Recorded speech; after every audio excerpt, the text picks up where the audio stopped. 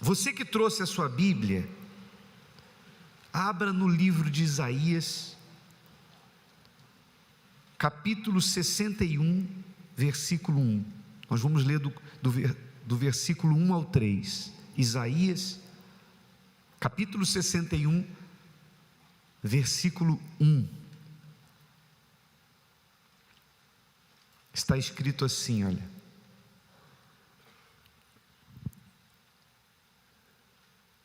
aliás, essa profecia do profeta Isaías foi a que Jesus leu quando ele veio em forma humana, né? Quando o Verbo se fez carne e habitou entre os homens. Então Jesus, ele foi até a sinagoga, e os religiosos da época ficaram escandalizados, indignados, porque Jesus abriu essa mesma passagem que a gente vai ler. Jesus abriu, leu e falou assim, ó: hoje isso aqui se cumpriu, mostrando para aqueles que o ouviam que essa passagem se referia a ele, e se estende hoje também para nós. Olha que glorioso isso. Ele disse assim, ó: o Espírito do Senhor Deus está sobre mim. Então, Jesus já havia recebido o Espírito Santo. Lembra que quando Jesus foi se batizar nas águas, se apresentou a João Batista, João Batista o batizou nas águas, e logo na sequência, o Espírito de Deus, o Espírito Santo, veio sobre ele, inclusive na forma de uma pomba, desceu sobre ele naquele momento. E quando o Espírito Santo, você vê que são dois batismos distintos, né? Ele tinha acabado de ser batizado nas águas por João, batismo de João. Logo em seguida veio o batismo pelo Espírito Santo, ele recebeu o Espírito Santo. E logo em seguida ao batismo no Espírito Santo, foi ouvida uma voz afirmando: este é meu Filho amado. Não foi isso? Ora, é exatamente esse processo que tem que acontecer com as pessoas que chegam na igreja. Elas, arrependidas dos seus pecados, se batizam nas águas, depois recebem o Espírito Santo. E o que é que caracteriza que o Espírito Santo desceu? Por exemplo, na hora que o Espírito Santo desceu, o que aconteceu com Jesus? Jesus caiu na água, caiu no chão, Jesus ficou arrepiado, Jesus sentiu uma emoção, a flor da pele, uma coisa, foi isso? Não. O que caracteriza que o Espírito Santo veio sobre ele? A voz de Deus, testificando que ele era filho de Deus. Então, quando uma pessoa recebe o Espírito Santo, então ela também, no seu espírito, não é no seu ouvido, não é audível como eu estou falando com você agora, mas aqui, no seu espírito, vem a voz de Deus dizendo para ela assim: você é meu filho amado, eu te gerei.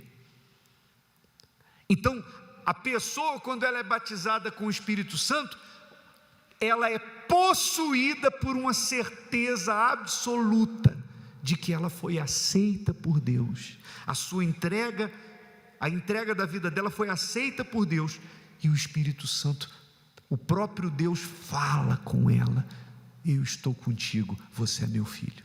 É óbvio que quando você ouve a voz de Deus, uma experiência dessa, então é óbvio que a pessoa pode se emocionar. Poxa, Deus está falando com você. A pessoa pode chorar, a pessoa pode se emocionar, mas não é a emoção o sinal de que Deus veio sobre ela, mas sim a certeza que foi colocada dentro dela pelo próprio Deus. Então, o que caracteriza o batismo no Espírito Santo é a voz de Deus testificando com aquela pessoa que ele é com ela, que ela é um filho de Deus, não é uma filha de Deus, é um filho, não importa se homem ou mulher, diante de Deus não tem sexo, Deus não tem filha, Deus tem filhos. O Espírito Santo gera filhos para Deus. Então Jesus recebeu, por isso ele disse assim, o Espírito do Senhor Deus está sobre mim. Agora, repare a próxima palavra em destaque, que a gente deixou em destaque no texto. Qual é a palavra que está em destaque aí? Por quê? Por quê? Por que que nós destacamos esse porquê? Para que você entenda que há uma razão, existe um porquê o Espírito Santo vem sobre uma pessoa. Por exemplo, o Espírito Santo não vem porque você simplesmente quer falar em línguas, quer dizer, eu tenho o Espírito Santo. Existe um porquê e existe um para quê. Vamos primeiro ao porquê. Aí ele fala, porque o Senhor me ungiu. Então o Espírito Santo vem para dar à pessoa unção, poder, dar à pessoa autoridade. Então o porquê é esse, esse é o porquê do Espírito Santo vir, para te ungir, para que você seja um escolhido de Deus e tenha a autoridade de Deus em você. Esse é o porquê. Mas e o para quê? Aí ele explica logo em seguida, existe um porquê e existe um para quê. Para pregar boas novas aos quebrantados. Então, o Espírito de Deus me unge, veio sobre mim porque me ungiu, mas existe um para quê? Não é para eu ficar falando em línguas, não é para eu me envaidecer e me orgulhar e dizer assim, eu tenho o Espírito Santo, como se isso me tornasse melhor do que os outros e um motivo de orgulho. Não, não é para isso, é para você pregar boas novas aos quebrantados. Outro sinal, quando a pessoa ela é batizada pelo Espírito Santo, ela é possuída por um desejo de falar de Deus, de falar de Jesus para os sofridos. Não há como a gente conceber a ideia de que uma pessoa diga assim, eu tenho o Espírito Santo, mas ela vive indiferente à dor dos desesperados.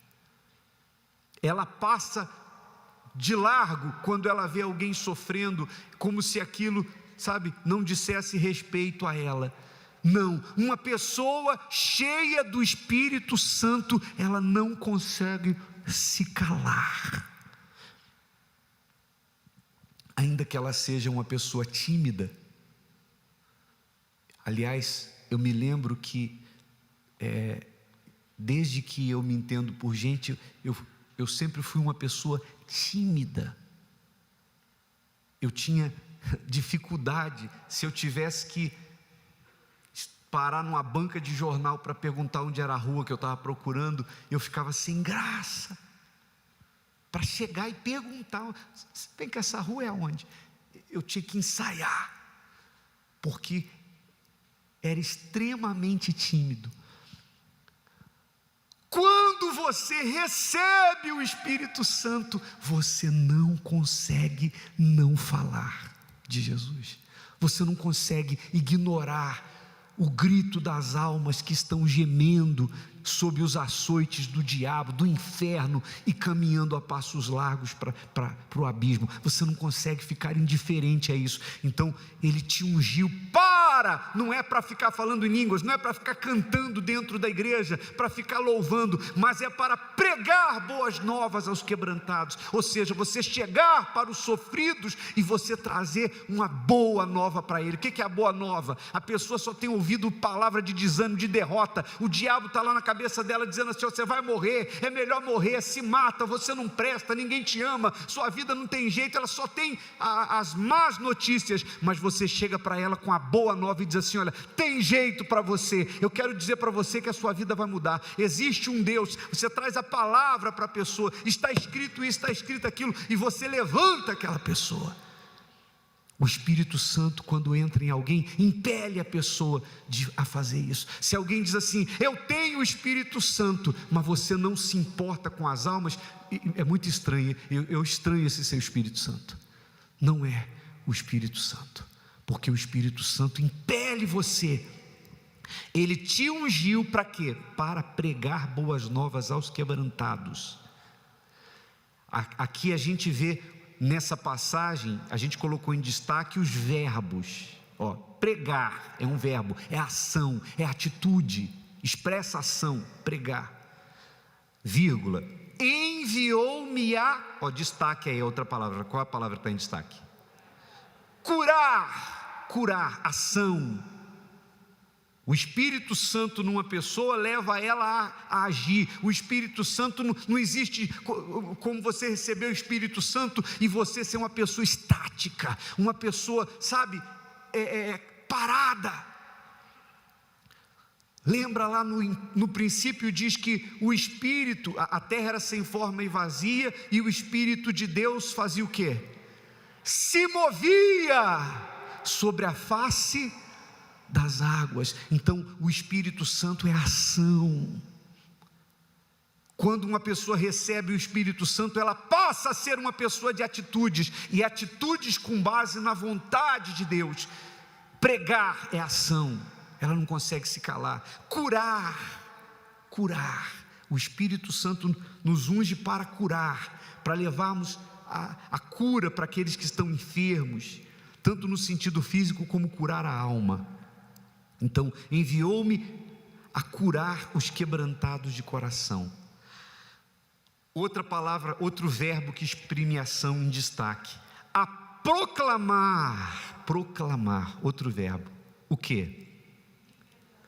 Libertação aos cativos e a pôr em liberdade os algemados. Ou seja, aquelas pessoas que estão presas pelo inferno, algemadas pelo mal, algemadas ao vício, algemadas à depressão, algemadas à morte. Enfim, as pessoas estão presas pelos grilhões invisíveis do inferno. O Espírito de Deus te dá autoridade para você mandar aquele mal embora e pôr aquela criatura em liberdade. A pessoa fica livre daquilo. Não é o trabalho que a gente faz na Universal. Você vem aqui, por exemplo, numa sexta-feira, quantas pessoas, por exemplo, quem aqui um dia chegou na igreja, você estava assim: bispo, eu estava sobrecarregado, eu estava algemado, eu estava pesado, com dores, e alguém orou em mim, fez esse trabalho aí, parece que tirou um saco de cimento das minhas costas, que eu saí leve naquele dia. Levanta a mão, quem já teve essa experiência? Faz assim. Então, é o cumprimento desta palavra, é a obra do Espírito Santo, libertar. E a igreja tem feito isso. Esse é o trabalho que a Igreja Universal tem feito. Mas não é só isso. Não acaba quando a gente expulsa os demônios, arranca o mal e a pessoa... Isso é parte do trabalho. Olha o que vem agora. Olha o trabalho do Espírito Santo até onde vai. Aí vem a apregoar. Apregoar. Quer dizer, apregoar é você anunciar. Então o Espírito de Deus também está sobre nós para anunciar o quê? O ano aceitável do Senhor e o dia da vingança do nosso Deus. Depois de arrancar o mal da vida da pessoa, a gente vem para dizer para ela o seguinte: olha, você pode aceitar Jesus como seu Senhor e Salvador e ter a salvação da sua alma. Por pior que tenha sido o passado daquela criatura que nos ouve, por mais que ela tenha errado, ainda que ela tenha cometido atrocidades, ainda que ela seja imperdoável aos olhos da sociedade, ainda é ano aceitável do Senhor, ela pode ser perdoada. Então nós falamos do ano aceitável, mas em seguida fala também, e o dia do quê? Da vingança do nosso Deus. Ou seja, ainda é ano aceitável, mas se você não abraçar a oportunidade, se você não se converter, se você não se entregar, vai chegar o dia da vingança do nosso Deus, e aí não tem mais jeito, o dia do juízo. Enquanto você estiver vivo, há esperança de salvação para você, ainda é ano aceitável do Senhor. Esteja você aqui ou você que me ouve em qualquer lugar, você pode ter sido a pior criatura da face da terra, tem jeito para você, ainda é ano aceitável do Senhor, mas isso é enquanto há vida. As esperanças cessam quando os olhos se fecham, aí vem o dia da vingança do nosso Deus, aí já era. A consolar todos os que choram. O Espírito Santo consola, ele é chamado também de Consolador. Eu vou adiantar aqui agora para não demorar e chegar onde eu quero chegar aqui, ó. E a pôr sobre os que em Sião estão de luto uma coroa em vez de cinzas, quer dizer, honra no lugar da humilhação, óleo de alegria em vez de pranto. Quantas pessoas vivem em pranto, deprimidas, angustiadas. Veste de louvor em vez de espírito angustiado, quer dizer, o Espírito Santo, quando vem, ele te dá condições de poder louvar a Deus, adorar a Deus. Como adorar a Deus se não tem o Espírito Santo, se você está longe dele, se você está sofrendo, está vestido de angústia? Aí, todo o final aí está grifado, está destacado. Olha o final da obra: a fim de que se chamem, o quê? Carvalhos de justiça, plantados por quem? Pelo Senhor, para a sua glória. Ou seja, a obra começa quando alguém que tem o Espírito Santo encontra um sofrido que precisa de libertação, desesperado. Depois de arrancar os demônios, depois de arrancar o mal, curar, libertar aquela pessoa, aí ela também, essa mesma pessoa, recebe o Espírito Santo. E quando ela recebe o Espírito Santo, ela é chamada de, comparada a um carvalho de justiça, plantado pelo Senhor para a sua glória. Ou seja, eu estava estudando, eu venho meditando nessa palavra nesses últimos dias, e eu estava estudando a respeito do carvalho. O carvalho é uma árvore frondosa, de tronco largo, que chega até 45 metros de altura. As suas raízes são muito fortes, e tem uma curiosidade que eu não sabia, fui ver essa semana. O que fortalece o carvalho? As tempestades. Quanto mais tempestades ele passa, enfrenta, mais fortes ficam as suas raízes. Então nós somos comparados ao carvalho. O carvalho faz sombra nos dias de sol causticante para aqueles que nele buscam abrigo. O carvalho, ele vive de 700 a 1000 anos, ele tem longevidade. Amém, pessoal? Então, aqueles que recebem o Espírito Santo são como um carvalho plantado por Deus. Quanto mais perseguições, quanto mais tempestades, quanto mais dificuldades, mais fortes eles ficam. O carvalho, a pessoa nascida do Espírito Santo, a pessoa que passa por esse processo, a pessoa que está no nosso meio e não foi plantada pela vontade humana, mas ela nasceu da vontade de Deus, ela foi plantada por Deus. Quanto maiores as dificuldades, mais forte aquela pessoa fica. Ela tem raízes, ela não é frágil. Tem gente que, qualquer coisinha, a pessoa já fala de sair da igreja, desanimar, desistir de tudo. Não, alguma coisa errada tem, porque o carvalho é forte e as tempestades o fazem mais forte ainda. O carvalho, ele dá abrigo aos que estão debaixo do sol causticante dessa vida.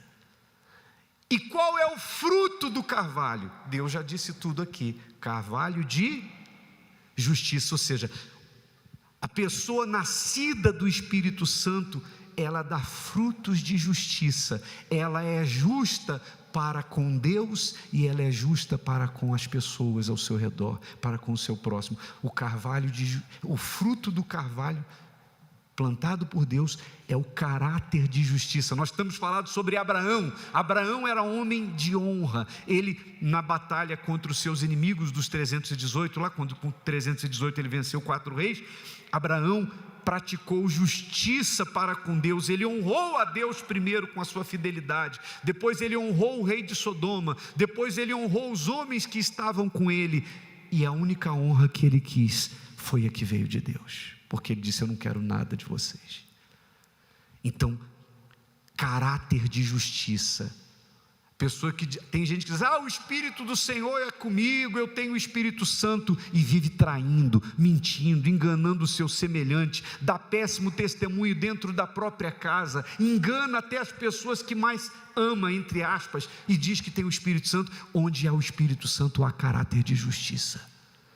E aí, minha amiga, meu amigo, se você nasce dele, se você foi plantado pelo Senhor,